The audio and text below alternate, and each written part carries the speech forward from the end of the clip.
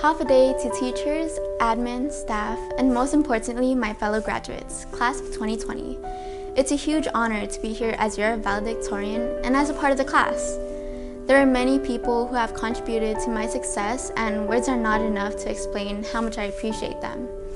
I would first like to thank my teachers, who did more than just instruct us, but gave advice, adopted us into their classrooms, roasted us, and became our mentors. Thank you teachers, admin, aides, and staff who bought my lunch plates and fundraiser grams throughout the years. Most importantly, thank you for making Okkodo truly feel like a second home.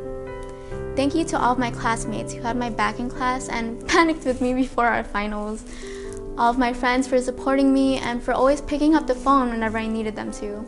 To my grandparents for raising me as a child because my parents were always at work. To my mom and dad for all the sacrifices they've made to put food in our mouths and a roof over our heads. Moreover, thank you to the man above who didn't miraculously give me everything I wanted, but gave me the strength and perseverance to get me to where I am. I remember how I was completely overwhelmed when I received news of my accomplishment. I was on my laptop, probably watching Haikyuu, until I heard my phone ring. I didn't know the number and thought it would be one of those scammer calls again, so I just let it ring and tried to figure out who it was. Then I let it go, let my phone charge while I go to the living room. Once I got back into my room, I had 2 messages with both saying that the principal was trying to call me. That's when I realized that it was no scammer and I was probably in big trouble. Thankfully, she called again and announced the good news. But sometimes they don't call back in a way that things don't return. There are many opportunities that we missed. For our class, it's our senior year. The year of senior production, prom, countdown, brunch, back mass, and a traditional graduation. Although I do wish I experienced these events with you all, I'm still very grateful for my high school career for one thing only. I lived every day as if it was my last. I did my assignments, homework, projects, and assessments as if it was the last time I could do them.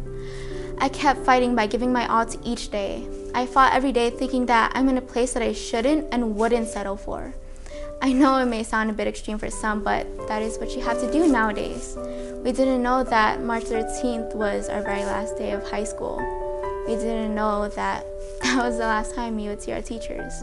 That was the last time we would see our friends. That was the last time we could ever go out without wearing these and staying 6 feet away. We grieved about how we're stripped away of something we so rightfully deserved.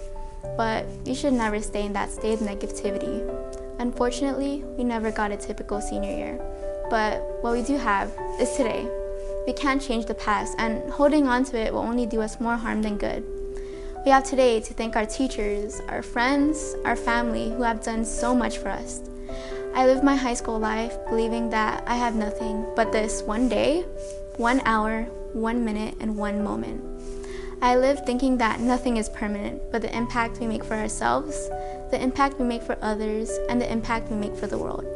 I became valedictorian knowing that I shouldn't waste my days being hateful or negative, but rather to use it being kind and productive.